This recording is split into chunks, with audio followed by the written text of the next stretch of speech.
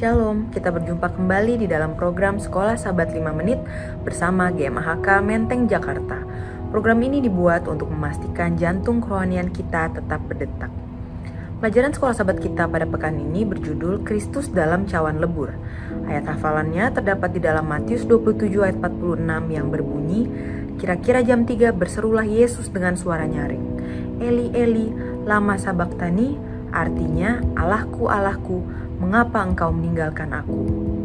Pada hari ini kita akan membahas pelajaran hari Rabu sampai Jumat yang merupakan episode Sekolah Sahabat 5 Menit terakhir kita pada kuartal ini.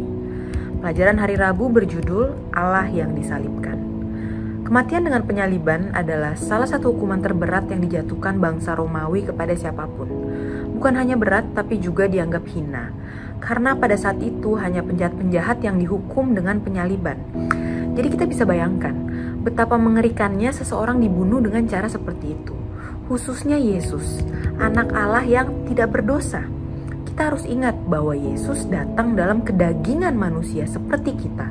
Di antara pukulan, cambukan, paku yang ditancapkan ke tangan dan kakinya, beban berat tubuhnya sendiri yang mencabik-cabik lukanya, rasa sakit fisik yang dirasakan oleh Yesus tidak dapat kita bayangkan.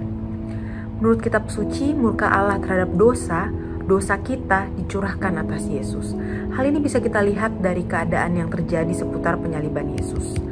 Dalam Lukas 23 ayat 44 menyatakan bahwa tempat itu dikelilingi oleh kegelapan. Markus 15 ayat 38, tabir bilik Maha Kudus terbelah menjadi dua.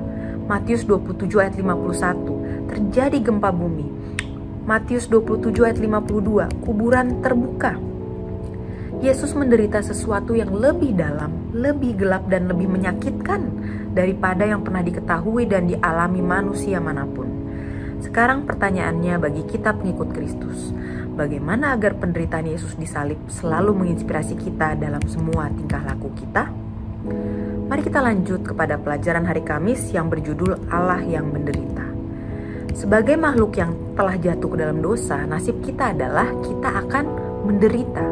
Kita sebagai manusia berdosa harus menerima kenyataan dan membiasakan diri bahwa selama kita ada di dunia ini, kita akan menderita.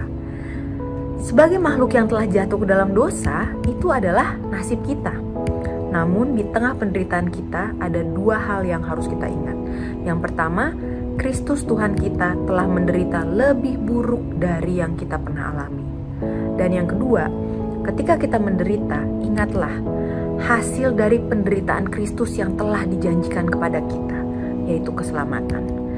Jadi, apapun penderitaan kita patut berterima kasih kepada Yesus yang telah menanggung dosa-dosa kita.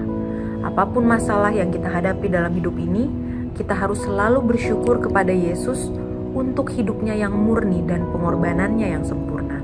Berkat pengorbanannya, bahkan cawan lebur maut sekalipun akan berlalu dari diri kita. Sekarang tugas kita adalah bagaimana kita dapat menyatakan rasa terima kasih kita kepada Yesus atas penderitaan yang telah Ia alami. Sebagai pendalaman pada hari Jumat, poin terbesar dari agama di dalam Alkitab yang bisa kita pelajari adalah dosa dan penderitaan dihasilkan oleh kita, tetapi ditanggung oleh Allah kita. Itulah sebabnya kekristenan disebut sebagai agama cinta dan kasih karunia, dari mulai penciptaan hingga keselamatan. Tuhan menciptakan kita dengan kasih karunia, dengan cuma-cuma tanpa kontribusi kita. Dan Tuhan menyelamatkan kita dengan kasih karunia, dengan cuma-cuma tanpa kontribusi kita juga. Itu semua hanya karena kasih. Yesus membayangkan keadaan manusia yang berdosa, yang sudah melanggar hukum.